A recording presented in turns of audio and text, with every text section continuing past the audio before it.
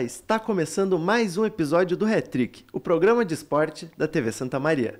Meu nome é Pedro Pereira e hoje vamos falar sobre a eliminação do Grêmio na Copa Libertadores, o trabalho nos bastidores do Internacional e muito mais. Mas antes vou apresentar meus colegas Antônio Oliveira e Lucas Sena. E aí, meus amigos, todo mundo que acompanha mais um episódio do Hat-Trick, uma semana boa para a torcida colorada sob o aspecto da corneta, mas, ao meu ver, péssima em níveis de diretoria e administração do Inter. Nada contra o André Mazzucco, do qual eu conheço pouco do trabalho, mas eu acho que o D'Alessandro não tinha que voltar para o Inter agora. Acho que ídolos são ídolos e não dá para a gente ficar tapando buraco com o ídolo a qualquer momento, porque daí tu só destrói a imagem dele a qualquer situação. Então, é uma boa semana também para a torcida colorada, mas, obviamente, uma eliminação do Grêmio dá uma animada ali de leve, uns 30 minutos de prazer, digamos assim. Bom, é mais isso mesmo. E aí, Antônio, e aí, Pedro, olá a todos aqueles que estão nos acompanhando. A semana não é das boas para nenhum dos lados, mas o lado do Grêmio faz os colorados poderem tirar um sorriso do rosto da temporada. Infelizmente, o ano do Grêmio acabou em agosto, literalmente em agosto, em que no intervalo de 15 dias o Grêmio foi eliminado das duas competições, que teria, enfim, uma projeção de pelo menos tentar chegar nas últimas fases. O Campeonato Brasileiro resta ao Grêmio alcançar os 45 pontos, então infelizmente o ano do Grêmio acaba em agosto. E agora tocar pra frente e já começar a pensar no ano que vem a partir do momento que o Grêmio alcançar esses 45 pontos. Fortes manchetes no início desse programa. Obrigado. Eu só gostaria de iniciar dando um feliz aniversário para o Pedro Vieira, meu bruxo, meu irmão, nosso parceiro, Pedrinho, que fez aniversário dia 21 de agosto e ele é muito gremista, então ele não recebeu um bom presente nessa data tão querida. O Grêmio foi ao Maracanã, perdeu a vantagem no placar agregado, conseguiu o empate, mas no fim foi eliminado pelo atual campeão Fluminense nas oitavas de final e está fora da Libertadores de 2024. O foco agora é seguir na luta para fugir do rebaixamento do Brasileirão, em que o Grêmio perdeu para o Bahia no sábado por 2-0 e ocupa a 15ª posição. São 2 pontos acima, no caso, do 17º colocado Corinthians, e para o G6 são 16 pontos de diferença. Lucas Sena, quais são as lições que o Grêmio pode tirar dessa queda da Libertadores? Cara, as lições que o Grêmio tem que tirar dessa queda da Libertadores é que já passou da hora do Grêmio parar de depender do Renato. Eu já venho falando isso dia após dia, esse ano principalmente foi muito frisado. A gente teve, como é que eu posso dizer, uma ilusão ano passado, quando tinha um jogador acima da média que fez com que o trabalho do Renato fosse consolidado. Ficou nítido o impacto que ele tinha, era maior do que a gente pensava. Sim, né? era muito maior do que a gente pensava. O Renato tem seus méritos em arrumar a defesa nos últimos jogos, mas o Grêmio, no jogo mais importante do ano, viu o Renato acovardar o time, escancarar o meio-campo, dando para o Fluminense, que tem como sua melhor valência um meio-campo muito forte, de controle de posse de bola, de muita circulação dos jogadores, e o Grêmio entregou o meio-campo no jogo mais importante do ano, muito em função do esquema que o Renato escolheu. O Grêmio não tinha jogado uma vez nesse ano com apenas 2 meio-campistas, foi a opção para esse jogo, e o Grêmio tomou um rodeão do Fluminense no primeiro tempo. Toma 2 gols, poderia ter tomado mais. Eu acho que é esse o retrato. O que o Grêmio tem que levar de lição é que tem que acabar com a dependência de Renato Portaluppi. Não dá, obviamente, não é o momento para se desfazer dele, mas eu já disse, falo de novo, dia 8 de dezembro, quando se encerrar Grêmio e Corinthians na Arena do Grêmio, o Renato Portaluppi não pode estar mais no comando técnico do Grêmio. A verdade é que o Renato, o Grêmio é refém do Renato, né? E cada vez mais. O Grêmio é há um tempo já, porque não conseguiu se desvencilhar dessa imagem dele. Então o Renato vai embora, o Grêmio não dá certo e aí tem que voltar o Renato. Aí o Renato volta, sai como o salvador que trouxe o time de volta para a primeira divisão e, cara, vamos combinar. O time como o Grêmio ficar mais de um ano na segunda divisão é um absurdo. Então, assim, ele não fez nada além do que o elenco podia fazer. Se o time não estava bem antes dele chegar, bom, é outros 500. A questão é, o Grêmio tinha totais condições de subir com o Renato ou sem o Renato. Então, assim, ele volta com essa imagem do Salvador e ele não consegue tirar o melhor Grêmio. Ele foi ano passado muito exaltado porque o Grêmio tinha o Soares. E todo mundo sabe que a temporada do Grêmio do ano passado, pelos números, que é absurdo o time tomar toda aquela quantidade de gol e fazer aquela quantidade, é por causa do Soares, é por causa de um cara genial que tinha ali no time do Grêmio. E agora o Renato, sem esse cara genial, escancara cada vez mais os problemas do time. Problemas que ele construiu. Então, assim, tem agora essa ideia de que o Renato, por exemplo, conseguiu resolver o problema da zona de rebaixamento. Concordo. Ele achou um esquema que o time conseguiu jogar melhor, o time conseguiu se defender melhor. Mas quem colocou o Grêmio naquela situação foi ele. Ele que botou o Grêmio lá. Então ele está corrigindo um problema que ele fez. E aí a gente vê as teimosias, a gente vê o time ficar um primeiro tempo inteiro sem conseguir jogar por causa daquele esquema. E aí só depois ele mexe. O Monsalve, por exemplo, é um jogador que, cara, foi defendido que não poderia jogar junto com o Cristaldo. Não poderia jogar pelo lado direito, por exemplo.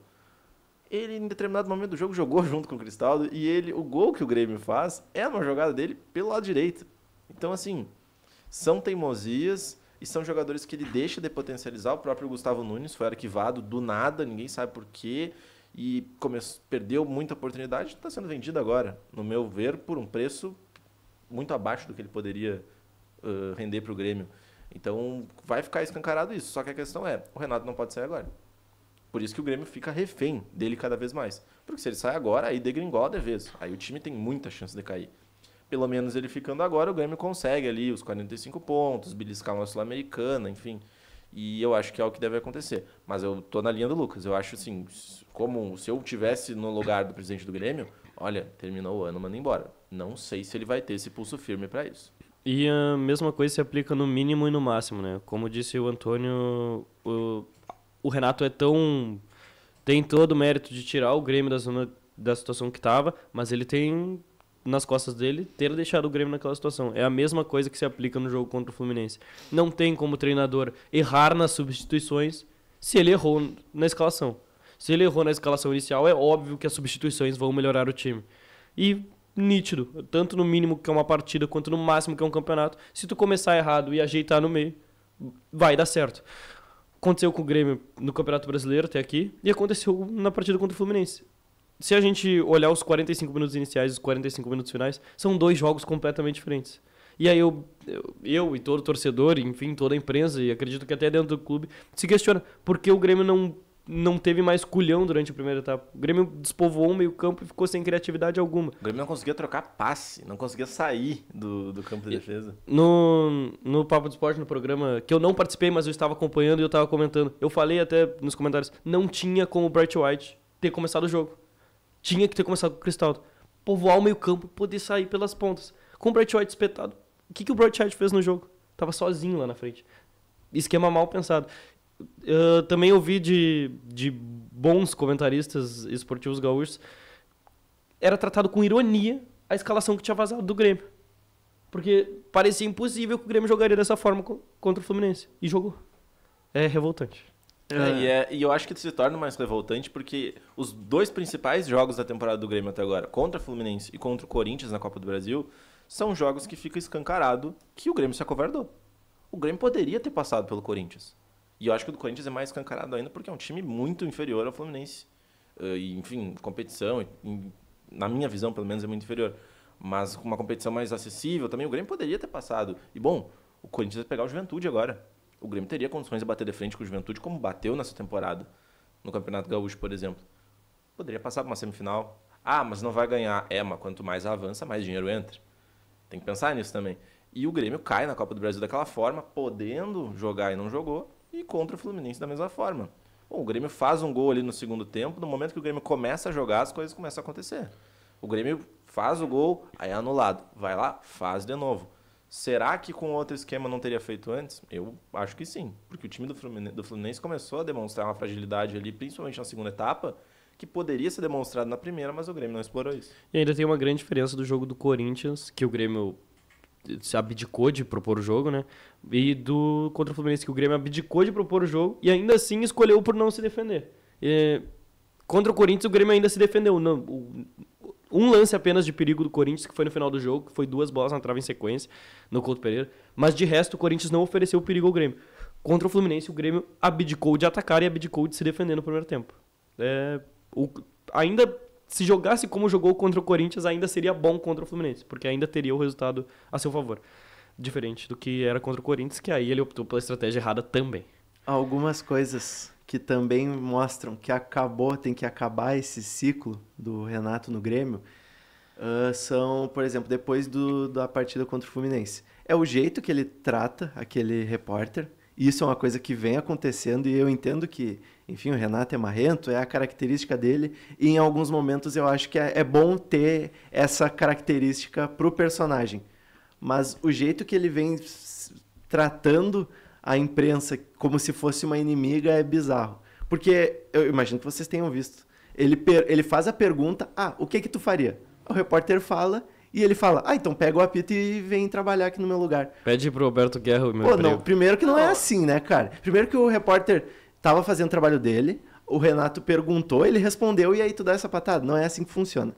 Outra questão, é a pergunta do Natan Pescador e bater o pênalti. Porque o meu time tá sempre aquecido. Aí o próprio Natan Pescador nem induz, porque às vezes o repórter induz mesmo. Enfim, quer saber uma coisa específica. Nem comentaram a questão de entrar frio na pergunta e o próprio Natan Pescador falou, porque entrando frio é meio difícil, né? Pô, pra mim isso tu... Cara, o Renato parece que ele pensa que o Grêmio é ele. Não é que ele tá à frente de todo o clube. Ele é o clube, em alguns momentos, na cabeça dele. O problema, eu acho, do Renato é que ele vive nessa bolha que é muito reproduzida por ex-jogadores também, enfim, que são comentaristas ou que não são, de que, se não jogou futebol, não pode falar. Cara, a gente fala o dia inteiro sobre política, sobre comida, sobre filme, sobre tudo. E ninguém aqui é cozinheiro, político, cineasta, nada. Então, assim, a gente pode falar de futebol também. Tem coisas que são óbvias. Claro, a gente não pode falar sobre vestiário, a gente não pode falar sobre bastidor ali, que talvez a gente nunca viveu. Mas é óbvio, por exemplo, que o Natan Pescador não deveria ter batido pênalti. É óbvio, é óbvio.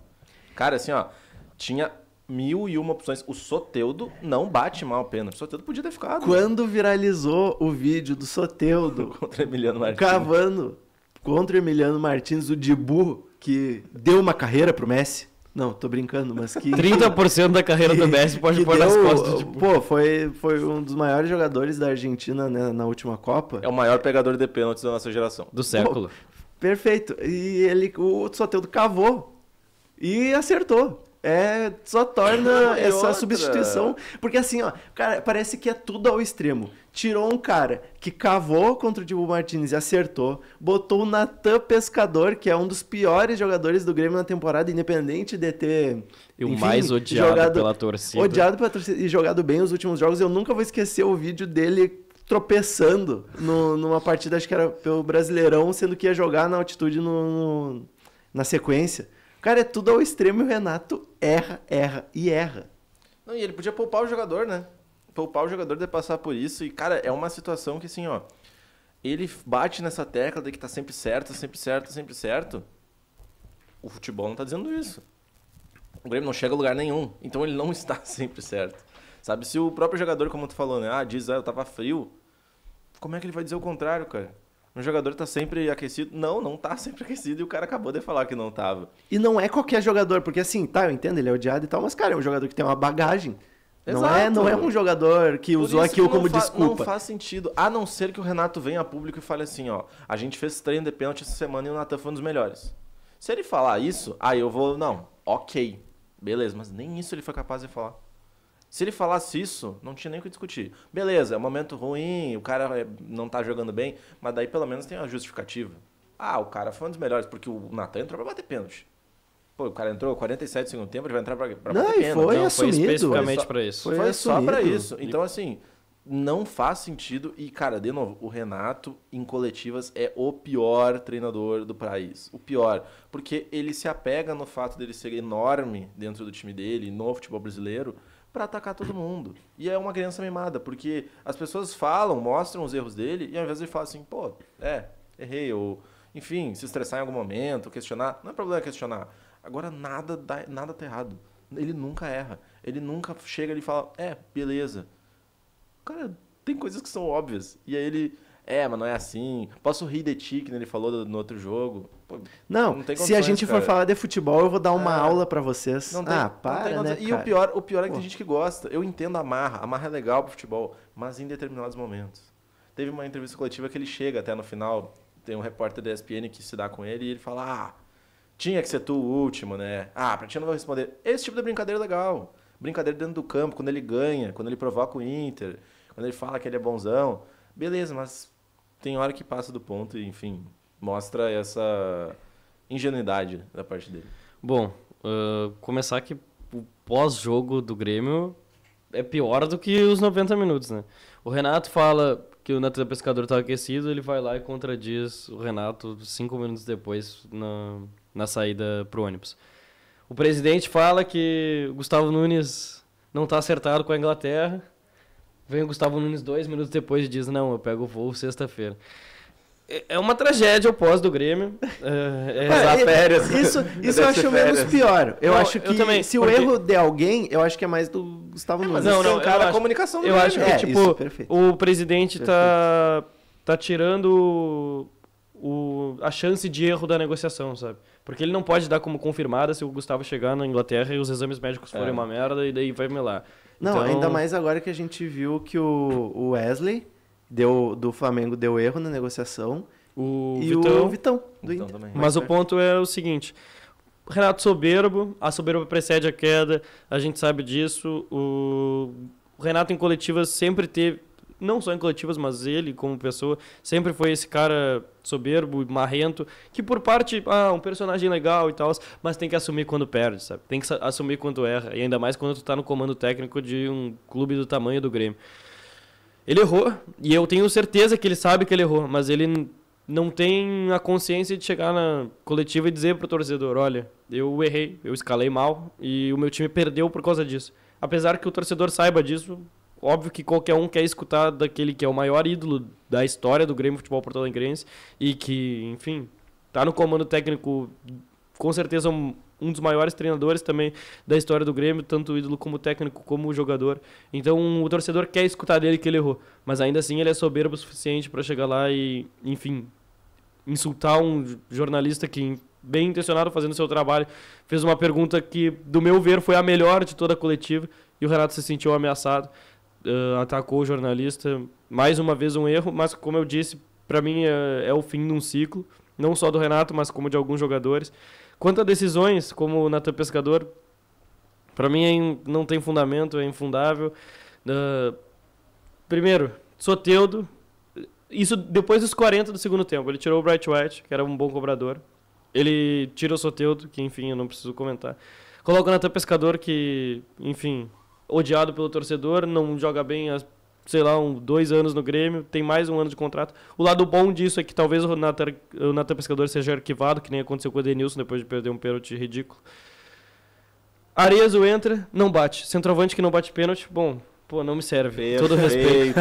Perfeito. Se tu não Então, sabe chutar uma bola, tu não serve pra fazer Ele gol. tira Bright White, tira Soteldo, 2 cobradores, coloca Arezo e quem bate o pênalti é o Natan Pescador.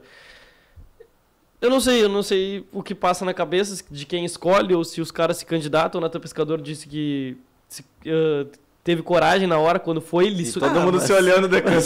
Sério, ninguém vai falar nada. Foi ele solicitado para bater. No meu ver, não tem fundamento algum, sabe? Se tu tinha 2 batedores em campo, o time tá a 5 minutos de ir pros pênaltis, não tem por que tirar os 2. Então, saca outro no último lance do jogo para colocar um batedor. Não faz sentido. Claro, eu repito, são culpados também, mas não tem a culpa porque não era pro jogo ter chegado nos pênaltis se o Grêmio estivesse bem escalado. Com o Grêmio mal escalado, não era pro Grêmio ter chegado nos pênaltis, era pro Fluminense ter passado no tempo normal. Mas tá, chegando nos pênaltis, o Cristaldo não pode repetir uma cobrança que nem ele fez 2 semanas atrás, e se olhar o replay das 2 cobranças, é exatamente a mesma cobrança. E o Cristaldo é um cara que tem a qualidade suficiente e converteu 7 pênaltis no ano de 2023 para converter um pênalti numa decisão. E o Marquezinho é o menos culpado. Ele não defende nenhum pênalti, a torcida caiu em cima dele, até porque não defendeu nenhum pênalti nas 2 disputas de cobrança, mas ele é o menos culpado desse grupo todo. no pênalti, se o goleiro defender, ele é herói, mas, enfim, foram bem cobrados os pênaltis do Fluminense. O Grêmio foi incapaz em converter, mas principalmente com o Renato incapaz de armar um esquema de jogo que pudesse evitar os pênaltis no tempo normal. Mas a pergunta que fica, e que tanto se faz, e que a direção do Grêmio já deveria estar pensando, sai o Renato e entra quem? O nome mais óbvio para mim é do Fernando Diniz, não de assumir, mas de opção. Porque ele saiu do Fluminense faz mais ou menos 2 meses, ainda não tá em nenhum clube. Quando vê, eu acho até justo, merecido. Tirou umas férias, tipo, esse ano vou ficar, vou analisar, vou aproveitar a família. E aí, ano que vem, ele pode surgir como uma opção. O que vocês acham? Eu vou dar minha opinião. Eu acho que o Grêmio ele tinha que se aventurar e inventar. Talvez o Fernando Diniz já seja uma invenção, porque, enfim, é um nome novo. Eu não lembro se ele já treinou algum clube do Rio Grande do Sul. A dupla Grenal, eu tenho certeza que não. Bom, ele seria uma opção, mas eu acho que seria bom inventar, como o Palmeiras fez, como o Botafogo fez. O Fluminense agora ficou com o Mano Menezes, mas enfim. Como esses outros clubes grandes também fazem. O problema de inventar é que a gente mora no Rio Grande do Sul. E aqui tu não pode inventar. Né? O Inter inventou em alguns momentos, e aí o cara perde um Grenal e ele já vira o pior treinador do mundo. Bom, o Kudê foi embora do Rio Grande do Sul com a estigma de que, na primeira passagem, de que ele era um péssimo treinador, porque ele não ganhava Grenais. Sendo que ele deixou o Inter na liderança do Campeonato Brasileiro, classificado na Copa do Brasil, classificado na Libertadores. Então, assim, é mais um exemplo. Miguel Ramírez, primeiros 2 jogos que perdeu, crucificado. O Medina, que era horrível, pior treinador que eu vi no Inter recente, primeiro, crucificado. E se o Grêmio trouxer, eu acho que vai ser também. Porque, enfim, aqui no Sul a gente tem essa cultura da imprensa, que a gente fala bastante, que eu acho errado. Cara, porque assim, por exemplo, o Roger é um treinador exaltado. E o Roger, o que o Roger fez? Qual é o trabalho do Roger? Qual é a grande... Ele não tem. Não tirando o mérito dele, mas assim, não tem. Então, um cara como o Kudê, por exemplo, é muito maior que o Roger. O Kudê tem um campeonato argentino. O Roger não tem nada. Então, assim, a gente vê essas diferenças. E eu acho que o Grêmio não vai inventar por causa disso. Eu acho que o Grêmio não tem essa cultura de ir atrás de um estrangeiro. Não é algo comum dentro do Grêmio. E eu acho que o momento que o Grêmio vive, assim como o Inter, mas principalmente de precisar dar uma resposta logo para o torcedor, eu acho que o Grêmio vai seguir no mercado brasileiro. E aí eu acho que o Diniz é o nome assim, mais cotado para isso. É um cara que vai agradar porque tem um título recente, porque faz os times jogarem bem, vai vir no início do ano, então ele vai ter tempo de pré-temporada para ambientar os jogadores. E eu acho que, enfim, é um casamento ali que pode acabar acontecendo também pelo fato de eu não ter muita opção. Eu particularmente acho que o Diniz já é ousado. Acho que ele ia falar já é treinador do Grêmio. Não. Eu particularmente também sou um cara que gosta do trabalho do Diniz. Eu defendia ele já antes de chegar no Fluminense.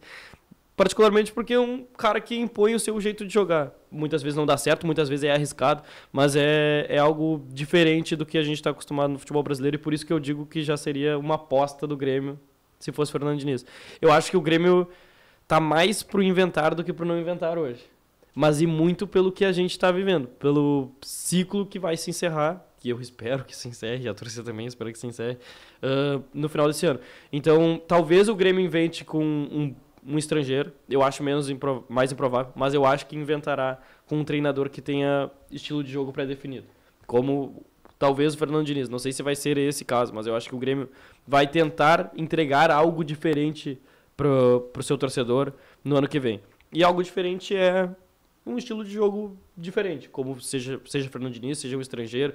E citou Palmeiras e Botafogo, eu queria só dar essa adendo do melhor jogo do ano que aconteceu ontem. Eu acho que eu não aguento ser no meu time aquela bola na trave final do Gabriel Menino. O gol anulado também ali, né? Eu acho que eu não... Melhor jogo do ano no futebol brasileiro. Palmeiras e Botafogo ontem à noite. Eu, infelizmente, só assisti o primeiro tempo, que depois eu tive que dormir, mas o restante depois. Eu não consegui ver o jogo, eu vi os melhores momentos hoje, enfim, porque era o que mais estava passando em todas as redes sociais. Eu só não entendi, também não fui muito a fundo, por que aquele gol foi anulado? Não. É que, assim, do Gustavo Gomes? Sim, quando tem um toque de mão no finalizador da jogada, não importa se ele foi intencional, se a mão estava colada ou não importa. Se o finalizador da jogada teve o toque de mão, o gol tem que ser Tu anulado. não pode fazer um gol com a bola batendo na mão não pode. do cara. Cara, mas aquela bola na trave final do Gabriel Menino, eu não aguento. Não, e o Ó, John não- ficou vendido. E ó, já podem colocar aí, ó. Já vou cravar pra vocês. Botafogo, vice-campeão da Libertadores esse ano. Pro River. Pro River. Eu também acho, mas... Meu pai falou isso hoje. antes eu também de sair acho. da casa. Mas- Vice-campeão. Não, ele- é ele- um time chato, Não hein? pode ser vice-campeão porque eles se pegam antes. Não, Não, se pega, o não se Botafogo se pega. Não? Não, o é River- Galo, Fluminense, Ah, bom. Então, meu pai Colo-Colo, passou fake news pra River mim. e do outro lado os brasileiros. E aí do outro Mais lado brasileiros. O Botafogo agora, se eu não me engano... Pega o São Paulo. Pega o São Paulo, É, São o Paulo. Nacional. Vai passar o carro em cima dos dois. E aí do outro lado, né? Flamengo ou Bolívar e o Penharol. Penharol. Mas vai Penharol ser... também que tá com um time bem enjoado ali também. Agora, enfim, que todos nós torcemos não, acompanhamos, só sem ter nenhum tipo de sentimento.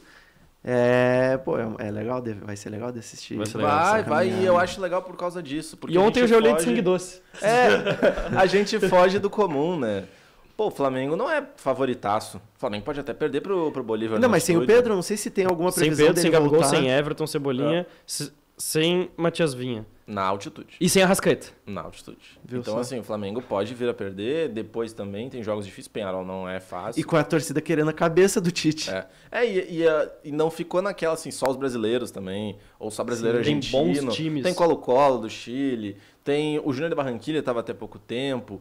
O Nacional pode passar, o Penharol já passou. Enfim, tem times aí legais. E eu acho que o Botafogo, depois dessa vitória de ontem, cresce muito. E os muito. times estrangeiros, bons times estrangeiros, Bons né? times. Diferente dos últimos anos, que quando venciam, era uma retranca enorme. Não, o River jogou muita bola ontem. É. O Penharol é um exemplo claro de um time uruguaio que há tempos não jogava tão bem.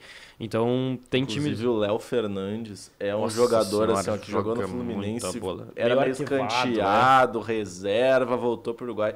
Esse cara, tanto no Inter quanto no... Agora, no Grêmio eu não sei, porque o Grêmio já tem 2 camisas 10, entre aspas. Mas é muito bom jogador, bate bem na bola. Assim, ó, melhor cobrador de faltas... Um dos melhores cobradores de falta da América do Sul, se não o melhor. Uma última adendo do jogo de ontem. O que estava cagado o time do Botafogo em campo depois do segundo gol é brincadeira. É a Argentina Tipo contra assim, a França. parecia que na cabeça dos caras passava o filme do 4-3 do ano passado. Parecia que passava o filme na cabeça dos caras. Um time acovardado depois que tomou o segundo gol. Que assim, ó, o terceiro gol era só questão de tempo. E digo mais, se tivesse mais 2 minutos, e só 2, pro Palmeiras jogar, teria feito outro gol. Porque fez o gol, mandou uma bola na trave, e se tivesse mais 2 minutos, teria feito outro. E é aquilo, né? Termina o jogo assim, ó. Claro, não fizeram isso, mas na cabeça do jogador do Botafogo era tipo... sabe? Liberou. Não, Foi quando embora anu- o Fantasma, conseguimos. Quando anula o gol do Gustavo Gomes, o Tietê, que estava em campo ano passado no 4-3, ele comemora como se fosse um gol dele. É algo assustador. Esse adicional dele tem que ter, porque é realmente... Não, é algo assustador, porque o time do Botafogo, depois do segundo gol do Palmeiras, está acovardado em campo, assim, ó, a centímetros do precipício. Já que a gente deu essa fugida um pouco da dupla Grenal, eu acho que é legal destacar também o goleiro do Corinthians. O Hugo Hugo Souza. Grande Neneca. Pegou 3 pênaltis em sequência, cara. E Sequência. o meu goleiro não acerta nem o canto. Cara, que loucura. Não, mas o Neneca, ele já se destacava na base, eu acho, como pegador de pênalti. Na Europa também, Não, pegou pênalti sim. do Di Maria, enfim. No tinha- mesmo jogo que ele No pegou, ele mesmo pegou jogo, 3 é, pênaltis é. na Europa, nesse E jogo de Maria. Enfim, E ele fala depois que É bom poderia goleiro, ter bom goleiro. 7 pênaltis, ele ia pegar todos. Ele acreditava. ele é mais um daqueles jogadores assim que a torcida do Flamengo conseguiu destruir, né? Enfim, que é um bom goleiro. É o meu goleiro. Talvez seja até melhor que o Rossi, por exemplo, que é o titular do Flamengo hoje. É. E contra Olha o só. Grêmio, ele também faz uma grande disputa de pênaltis. Apesar de pegar só um. Ele acertava o canto em todos. Eu vi esses dias que o Bento, ele foi pra Arábia, eu achei que tava só em negociação. Não, mas ele ele vai lá. saiu. falhou ele- já no jogo contra o Al Hilal. E ele deve ter feito algum acordo com a seleção brasileira, Falhou ali no né? jogo. O que vocês acham? Tipo, Acordo, tu dizem que respeito.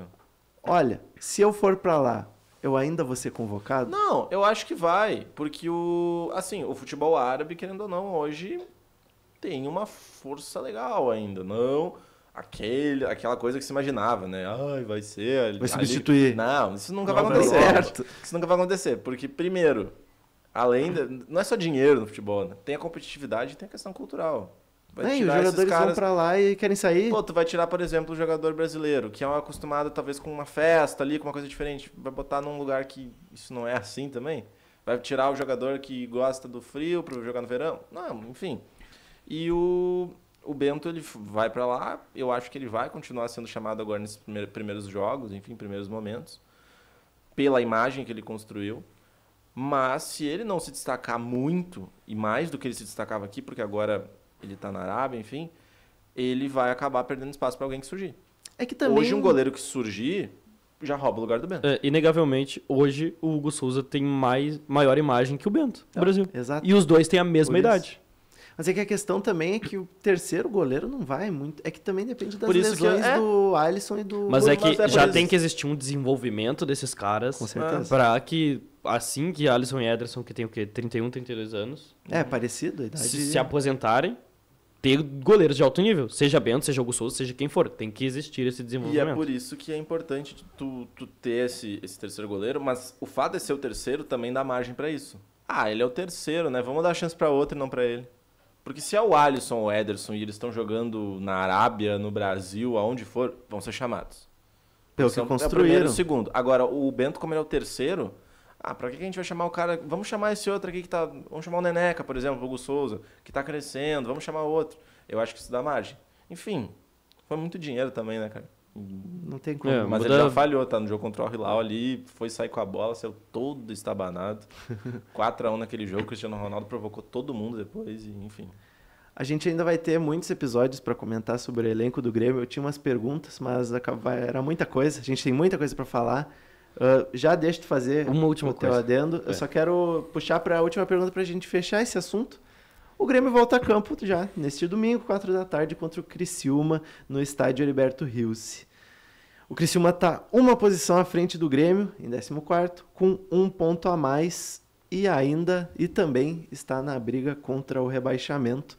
Ainda mais levando em conta que foi um dos times que subiu da Série B de 2023. A gente tem que destacar uma das sensações do Brasileirão, o estrangeiro Yannick Bolazier. Espero que eu tenha falado corretamente. Crack. O que dá para esperar dessa partida? Mas começa aí, Lucas, com o que mais tu tem a adicionar. Eu acho que o que dá pra esperar é que o Grêmio não vai fazer um grande jogo, até porque tem a quebra psicológica de uma grande eliminação, e o Grêmio joga fora de casa contra uma equipe que vai muito bem dentro do próprio campo, que é o Heriberto Rios, tem o apoio da sua torcida, é uma torcida que está presente sempre. Vai ser um jogo muito difícil para o Grêmio. Eu diria até que um empate tá bom para a pretensão de momento do Grêmio. O Grêmio acabou de cair de uma grande competição, vai ter que jogar um jogo pressionado fora de casa, mas eu diria que nos moldes do jogo, o Criciúma chega a ser até favorito em relação ao Grêmio, em específico nessa partida, diante de todo o cenário que se aplica. O que eu queria destacar antes, que eu esqueci de falar, mas eu acho que tem que ser dito das coletivas do Renato, tem que parar de dar desculpa. Quando chegou o momento da coletiva, eu escutei, já estava puto com o jogo, mas enfim, a gente já discutia no pessoal qual que era a desculpa que ele ia dar. E, enfim, acabou que foi muito pior que uma desculpa, ele até insultou um jornalista, mas enfim, é sempre uma desculpa, tem que parar de dar desculpa, independente de quem seja o treinador, seja o Renato, seja quem for. Se perder pro Criciúma de 4-0, tem que parar de dar desculpa. Esse é o ponto. Escuta, Renato. Eu concordo com o Lucas. O problema é o Renato que ele não escuta. E ele não assume os erros dele. Quanto ao jogo contra o Criciúma, eu acho que o Criciúma é favorito pelos mesmos motivos que o Lucas trouxe. Acho que, enfim, sigo com tudo ali que ele falou. O Criciúma por jogar em casa, por estar num momento mais estável, né? A briga do Criciúma é para não cair. Tá jogando bem, enfim, tá conseguindo isso. Tem um apoio do seu torcedor, que é um torcedor que, enfim, ajuda e que motiva, que se faz presente. E o Grêmio, nesse momento, bem, bem ruim. Eu, assim, chuto um 2-0, talvez, 2-1. Acho que o Criciúma leva. Eu acho que dá um 2-1. Eu vou de 1-1. Eu não falei placar, mas eu tô otimista no empate. Empate já tá bom. Bom, o Internacional não conseguiu manter o bom momento que parecia ter atingido na vitória por 2-1 de virada sobre o Juventude e foi derrotado pelo Lanterna Atlético Goianiense no Brasileirão. A equipe agora está em 13º com 25 pontos, 3 acima do Z4 e a quantidade de partidas atrasadas segue sendo 3 ou 4, dependendo do adversário. Porém, houve uma mudança enérgica na direção do clube. O ídolo D'Alessandro, campeão da Libertadores de 2010, da Sul-Americana de 2008 e 7 vezes campeão gaúcho pelo Internacional, assume o posto de diretor esportivo. André Mazzucco, como o Antônio comentou no início deste programa, já exerceu... Ai, me perdi todo o meu roteiro. Ele era dirigente Diretor executivo. Ele é diretor executivo, Atlético. ele tem passagens pelo Atlético Paranaense e pelo Botafogo. O D'Alessandro, depois de se aposentar dos gramados em 2022, foi coordenador de futebol no Cruzeiro e deixou o cargo porque ele estava com saudades da família, que ficou em Porto Alegre. Isso não vai ser mais um problema. Só para explicar os cargos, né? Para entender o que cada um vai fazer. O D'Alessandro, como diretor esportivo, vai ter a função de ser o mediador entre jogadores, comissão técnica e direção, e ele deve acompanhar as viagens, assistir aos treinos, tomar decisões ligadas ao futebol em si, e também ele vai trabalhar com as categorias de base. Isso é basicamente o que ele fazia no Cruzeiro, só que com outro nome. O Mazzucco ele vai cuidar de toda a parte administrativa do clube, como viagens, hospedagens e principalmente negociação de idas e vindas de jogadores. A gente vai iniciar essa nossa conversa pelo assunto mais quente, que são os bastidores do Internacional. Com a chegada do D'Alessandro, a direção do Inter ganhou um nome praticamente unânime no que diz respeito à idolatria para lidar com o vestiário do Inter e com a opinião pública. Antônio Carlos, como que tu avalia a chegada dele, tanto em relação ao que esperar do trabalho que ele vai desempenhar, em questão de, será que ele é o nome para fazer esse trabalho, quanto pela figura dele que agora volta ao Beira-Rio? Cara, eu quero morder minha língua, mas eu acho que é péssima. Acho que é péssima a volta do D'Alessandro pro Inter. Eu não gosto dessa política de se apegar em ídolo a todo momento. Eu acho que, o D'Alessandro é o maior ídolo da minha vida, e não escondo isso de ninguém, mas ele é ídolo no futebol pelo que ele fez no futebol. Só que a gente não consegue tirar a imagem de ídolo. Se ele for o roupeiro, o coordenador, ele é ídolo. E ele não vai conseguir desempenhar o que ele desempenhava no campo nessa função. Eu acho que não, pelo menos, né? Pode ser que ele vire aí o cara do Inter, enfim, mas...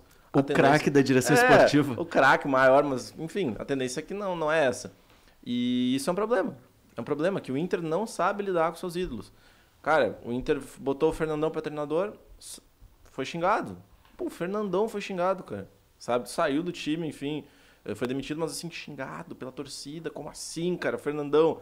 O Falcão também Falcão, teve. a mesma coisa. Pô, o Falcão ainda fizeram, né, a vergonha de botar ele no ano do rebaixamento. Treinou 5 jogos e mandaram ele embora, sabe?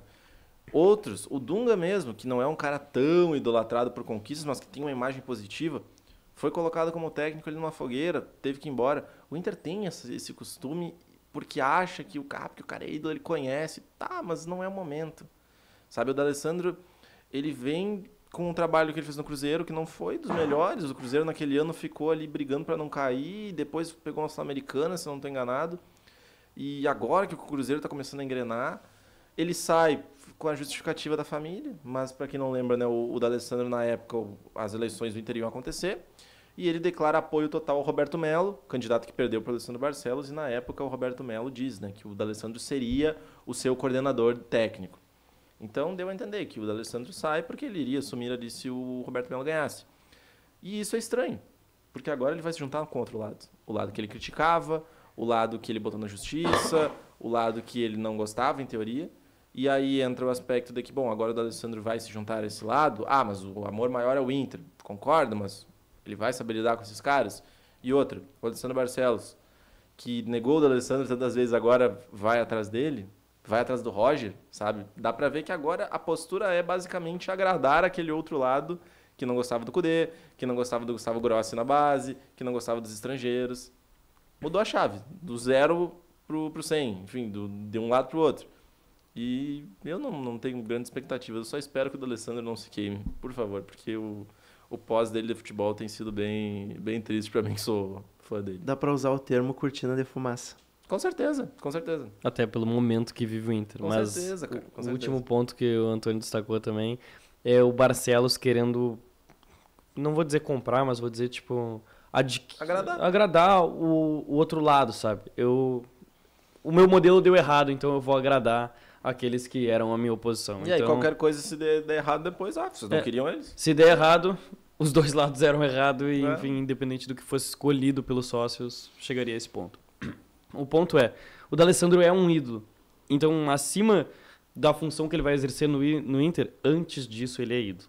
Se ele não for bem nessa função, ainda cairá nas costas dele como ídolo. Óbvio que uma pessoa não perde a idolatria por fazer um mau trabalho, assim como no caso do Grêmio, enfim, depois da burrice do Renato, se ele for demitido no final do ano, não perderá a idolatria por causa disso. Até mesmo o Roger, sendo treinador do Internacional, como eu disse aqui, não perde a idolatria por causa disso. Mas aí entra o termo cortina de fumaça. Olha o momento que está o Inter. Venceu uma partida das últimas 15, 14? 13, eu acho. É que eram 12 antes, venceu. Agora é 14. Venceu uma partida das últimas 14. Precisava de mudanças, enfim, na diretoria, no comando técnico. Teve a troca do Kudê pelo Roger, agora mais trocas. E as trocas são justamente por um ídolo. Então, o que faz a torcida crer? Bom, chegou alguém que pode arrumar essa casa. Só que esse alguém que pode arrumar a casa é o maior ídolo recente da história do Internacional. É muito complicado pelo fato que vai agradar aquele torcedor que não pensa com o ponto de que pode ser negativo e queimar o D'Alessandro, mas é exatamente o pensamento do Barcelos. Vou colocar as pessoas que a oposição tinha como aposta e se der errado, a culpa não é só minha. Segundo o Rafael de Vério, da GZH, a questão essa que o Antônio falou meio por cima, né, que ano passado, foi o 2023, o D'Alessandro, antes de um jogo entre Inter e Cruzeiro, ele citou a dívida milionária que o Inter tem com ele. Segundo o Rafael de Vério, essa dívida nem tocaram no assunto, ela está sendo paga em parcelas e não é uma coisa que chegou a quase atrapalhar o acerto. A questão que pegou na época é que assim, o Inter atrasou muito tempo essa dívida em outras gestões e aí, a partir da gestão Barcelos, começa a pagar com um certo rigor e aí, em um determinado momento, o D'Alessandro foi criticar justamente a gestão. E que tá pagando.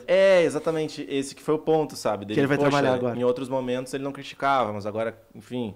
Acho que isso que pegou bastante o torcedor. Como eu falei, o pós dele é bem perigoso. E o ponto é a cobrança pública, né? Não é como se ele chegasse e mandasse um e-mail pro Barcelos. Porque isso daí virou assunto.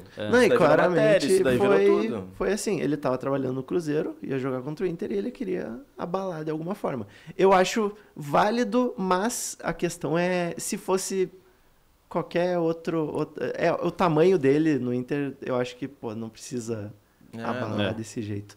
Mas vocês acham que vai funcionar essa ideia da cortina de fumaça no sentido... Por exemplo, nesse fim de semana, o Inter recebe o próprio Cruzeiro no Beira-Rio. Vocês acham que isso vai impactar já no sentido de...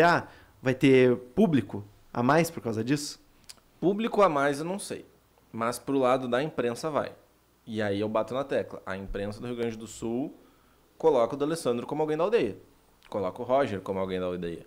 Tanto que as cobranças ao Roger nesse momento são mínimas. As pessoas cobram Valência, as pessoas cobram... enfim, se o Borré voltar agora não fizer gol, vão cobrar o Borré. Cobram esses jogadores. Agora não cobram o Roger.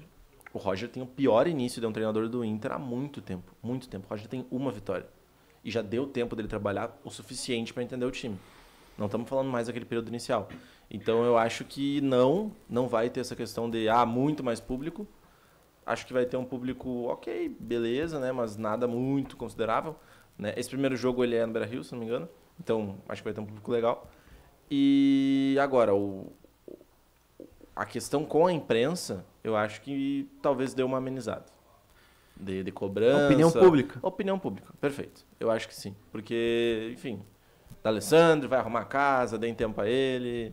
Acho que vai ser nessa pegada. Eu acompanho o relator e também acho que já deu certo a cortina de fumaça, até porque nós aqui, outras mesas esportivas do estado, estamos debatendo se dará certo ou não, e não porque o Inter perdeu para o Atlético Goianiense no final de semana, ou não como o Inter vai jogar contra o Cruzeiro no final de semana. Então, de certa forma, a cortina de fumaça deu certo. Naturalmente. Bom, Agora nós vamos parar de falar disso então, para não dar esse gostinho. O Inter perdeu para o Atlético Goianiense em uma partida que o mercado afirmou no final que o time não fez nada que o técnico pediu. A própria falha que gerou um gol foi uma falha ali individual do Thiago Maia, que deu de presente a bola para os adversários. Por onde que passa essa derrota? O quanto tem dedo do Roger e o quanto realmente essa em específico não dá para reclamar muito. Olha, o Thiago Maia fala depois do jogo, né, que o Inter não estava treinando parte física, né, que o Inter tinha esse problema de parte física, não fazia academia. E aí todo mundo começa a bater no Kudê, enfim, depois saiu uma outra versão de que o treino físico do Kudê pós enchentes, para não perder muito tempo, era um treino dentro do campo, feito em larga escala. Então, por exemplo, ao invés dos jogadores treinarem X, eles treinavam 2X para tu pegar a parte física também. O que acontece? A gente vê que o Inter sofre muito com a parte física nesse momento, porque os jogadores cansam ou eles se machucam. Tem muito jogador machucado, quando volta um, outro já machuca de novo, e tem jogador que não aguenta jogar a partida inteira. Eu acho que o problema do Inter nessa partida tem muito dedo do Roger. Muito dedo do Roger, porque ele demorou para mexer. E eu não acredito nessa ideia do mercado de que a gente não fez o que o treinador pediu. Fizeram o quê, então? 90 minutos vocês não conseguiram fazer nada que ele pediu? Tu acha que foi pra, dar uma acalmada nas críticas? Eu acho que sim. Porque é muito isso do jogador líder, do tipo, vou puxar pra mim a bronca, sabe? Mas tá claro ali que o Inter não tinha estratégia nenhuma dentro de campo. Nenhuma. E se ele percebesse que um jogador não tá rendendo, ele ia lá e substituía. Não foi o que ele fez. Ele demorou muito pra substituir. Muito. E aí o Inter foi perdendo. O Atlético Goianiense chegando, levando perigo. Um time que não era pra dar perigo pro Inter. Porque é o lanterna, o pior, um time que não tinha ganhado dentro de casa. O Inter foi deixando. Não criou, não teve a grande chance. Ok, o goleiro do Atlético Goianiense trabalhou em alguns momentos. Mas só depois ali que o Inter começou a criar. E aí deu no que deu. Né? A oportunidade que teve. O Thiago Maia, que tem sido aí um dos destaques positivos, acaba errando no passe. Um erro também na marcação, ao meu ver, porque um jogador que está na entrada da área e não tem ninguém colado nele, tem que ter, gente, pelo amor de Deus. Na hora que aquele cara pega a bola, tem que grudar todo mundo em cima dele. Não foi o que a gente viu, enfim. Acertou um lindo chute, o Inter saiu derrotado. Eu acho que o ponto, eu já debati com o Antônio isso, é a falta de criatividade que tem o time do Inter. É muito dependente de um drible, de uma jogada individual ou de bola alçada na área. E foi mais uma vez o que a gente viu contra um time que é muito inferior ao Inter tecnicamente, que é o Atlético Goianiense. Quando o Inter tem a capacidade técnica de rodar a bola, de construir uma jogada, de tirar alguns coelhos da cartola, e o Inter não está tirando. O Inter está dependente de cruzamento na área e de jogadas individuais. Eu até cito duas em específico, que para mim são as grandes oportunidades do jogo. 3, na verdade. Quando o Wesley faz uma jogada individual, para no goleiro Ronaldo ainda no primeiro tempo. Depois, mais um cruzamento, o Valencia domina mal, o Wesley finaliza. Outra defesa do goleiro Ronaldo. E o cabeçado do Alário, que, enfim, teve desvio ali, até inocenta um pouco o Alário, mas o Inter não consegue ser criativo. É sempre mais do mesmo quando se trata do Inter.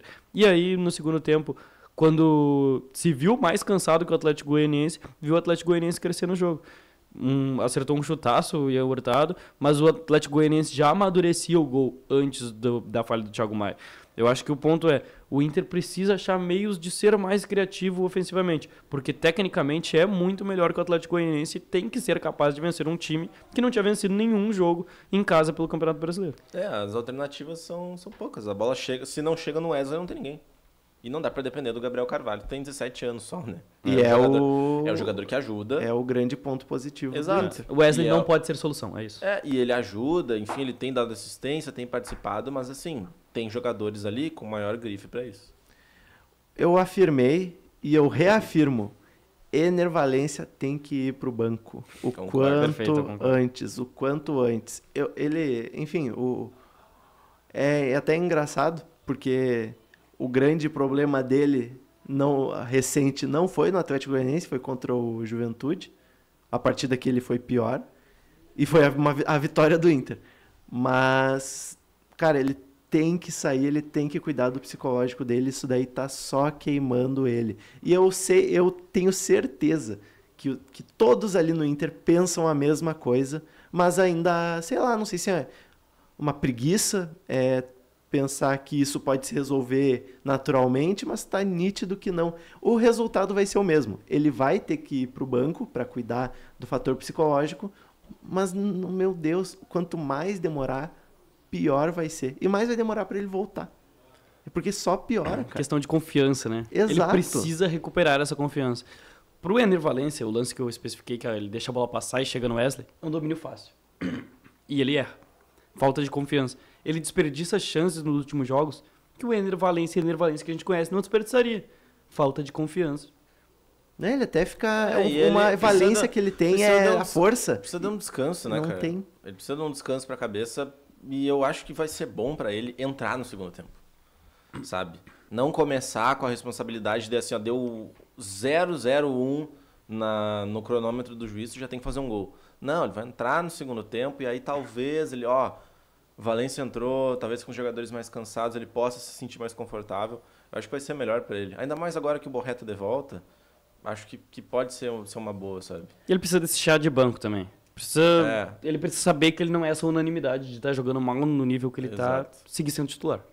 Ou vocês sabem dizer se o contrato dele vai até o final desse ano ou tem ano que vem Não, ainda? acho que o contrato dele vai até 27. É um contrato longo. É um contrato de 4 anos, por isso que ele veio pro Inter. Porque ele tinha a garantia, lá então... na Europa, se eu não me engano, ele tinha de 2 anos. E aqui o Inter botou 4. Não, então tem que... Não tem perigo também dele fugir. Não. Se ele ficar no banco. Se fugir, tem que pagar bem.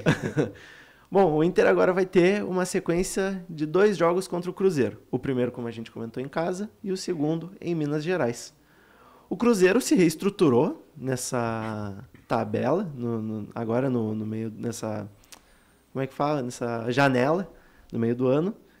E, cara, ele briga pelas primeiras posições do Campeonato Brasileiro. Ele está em 7º nesse momento, com 37 pontos, 12 acima do Internacional. O Inter deve ter o Borré, agora, nesse fim de semana, o retorno de Rafael Santos Borré.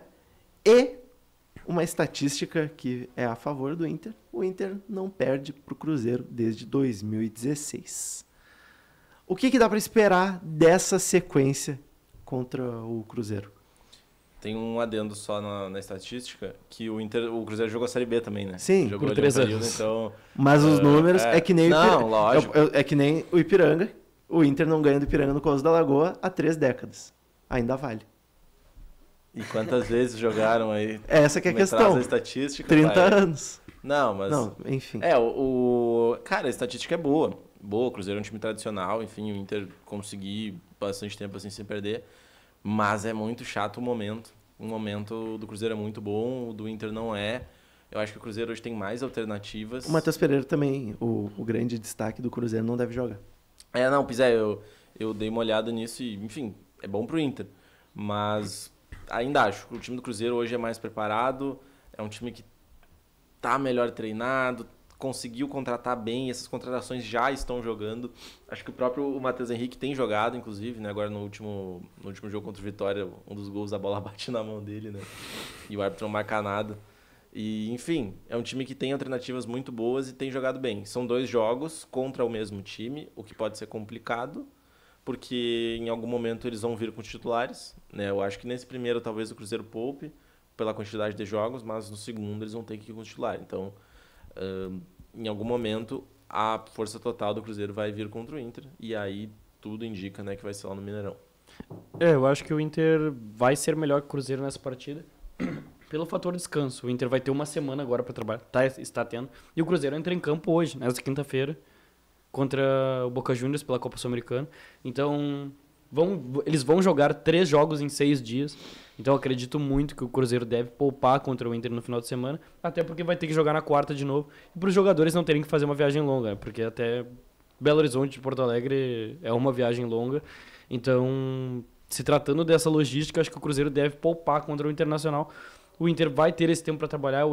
Eu, particularmente, se tratando apenas de futebol, espero que o Inter desempenhe melhor, o melhor futebol que já mostrou na era Roger até agora, diante do Cruzeiro, porque vai ser um time misto reserva, com um time que vai ter uma semana para trabalhar. Então, acho que a expectativa do lado do Inter vai estar mais alta para esse jogo, diferente da quarta-feira. Que aí, na quarta-feira, a coisa vai ficar mais difícil, porque o Cruzeiro vai ter um time completo, que vai ter descansado uma semana, se tratando de Campeonato Brasileiro, que também é uma prioridade para o Cruzeiro.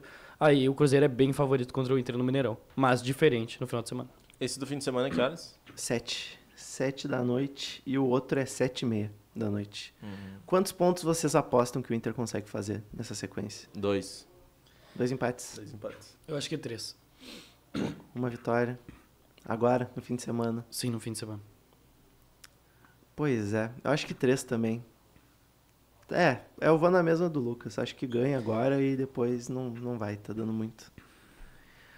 Estamos chegando ao fim, mas antes, alguns destaques. Os nossos telespectadores devem ter percebido que a pessoa mais feliz da mesa sou eu, porque o Ipiranga goleou o São Paulo de Rio Grande na abertura da Copa FGF, Troféu Zagallo. Como falamos, o Inter de Santa Maria não está lá, mas para mim o Ipiranga ainda está, então fico muito feliz. Não deu para ver muito jogo, porque, enfim, YFC TV estava ali, primeiro trabalho, narrador muito bom, mais uma vez, o Andrei Sartori, meu bruxo. A gente conversa sobre Ipiranga. Conversamos uma vez, mas meu bruxo. E ele manda muito bem, cara, muito bem. Ele carregou aquela transmissão, com todo respeito ao comentarista, mas ele narra, ele comenta e ele faz a reportagem. Foi 6-1. 6-1. Tu tá te vangloriando porque ganharam de um time que tá na 3ª divisão estadual e vocês na 3ª nacional. Mas é que foi não, uma dá questão... um ar meio assim, pessoa do ensino médio que bateu na criança do fundamental e tá se vangloriando. Quando tá no 3º do médio, tu ganha da interclasse do 6º ano do fundamental. Não é tipo Cara, a isso, questão é que o Ipiranga ele vive um momento que ele já tá confirmado na segunda fase da Série C. Ele tem boas chances de subir pra Série B esse ano, depois de alguns anos sem nem se classificar pra segunda fase. E ele jogou com um elenco formado por muitos jovens. Se não me engano, foram 6 jogadores assim que nunca tinham estreado pelo profissional. Os guris da Lagoa estão bem. Os guris da Lagoa. O Edson Carius, que pra mim tem que ser titular, ele é o centroavante titular. Zé Vitor, não dá. Presidente, eu sei que tu me conhece, não dá. Zé Vitor, não dá. Agora, nesse próximo jogo contra o Atlético, tem que dar, porque o Edson Carius tá com 2 cartões amarelos, não vale a pena arriscar. E também é um jogo que não vale muita coisa. Mas fica aí meu destaque. Sim, eu fico muito feliz, porque eu respeito a tradição do São Paulo de Rio Grande. Não sei se é isso, se tu acha que eles não merecem respeito. Não, eu respeito. Não é questão de respeito, é só assim, ó, o time tá voltando, tá querendo machucar eles mais ainda. Mas não, pra aprender, porque depois eles vão valorizar esse resultado, esse 6-1 que eles sofreram. 3 gols do Edson Carius, tem que ser titular. Outro destaque, tu quer falar? Pela vaga na Copa do Brasil. Pela vaga na... Não, cara... Tem que ganhar a Copa FGF. Exato. E, cara, o Ipiranga, ele chega fora... Cara, meu Deus... É o favorito. Esse cara... Não, calma. Sim, claro, Se cara. jogar com esse time assim, eu não acho que é favorito. É o favorito. Mas quando precisar, eu sei que vai dar... Quando apertar, vai ter os jogadores ali. Thiago Carvalho é gênio. Acho que o de Jean-Pierre bola. não vai jogar essa Copa FGF. Tem mais isso. Pô. Eu vou forçar a gente a falar mais de Ipiranga nos próximos dias. Mas enfim, outro destaque. O Passo Fundo também estreou 1-0 contra o Aimoré. Sabe quem que tá no Passo Fundo? Michel, Wilson Júnior e Charles. O Michel que fez o gol ainda.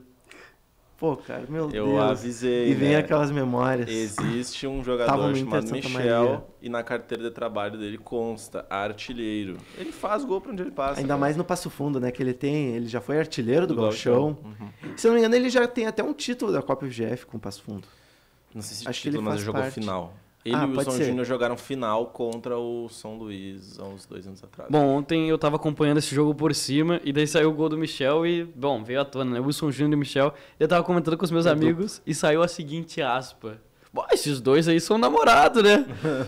Guarani de Bagé, Inter de Santa Maria e Passo Fundo. E antes os aí, três- de Santa Maria, eles já estavam no Passo Fundo Os também. 3 no mesmo ano, 3 clubes diferentes Não. e os 2 jogando juntos. E eu conversei com o Michel antes da campanha do Inter de Santa Maria na divisão de acesso e ele falou que, cara, eles são uma dupla. Eles trabalham junto, eles têm uma harmonia e, cara, se tá funcionando, tem que seguir. Último destaque, o Cavani do São Gabriel tá no Aimoré. Ele não jogou ontem, mas ele tá no Aimoré. Já subiu um degrau. Torço pelo futuro dele, que ele é bom jogador. Queria ele no Ipiranga pra, enfim, Compor elenco. compor elenco. Estamos chegando ao fim. Muito obrigado, guris, por mais este programa de parceria. E, Valeu. enfim, o Retrick fica por aqui. Você nos acompanha na TV Santa Maria, canal 19 na net, e no nosso YouTube, youtube.com/retrickoficial. Até mais.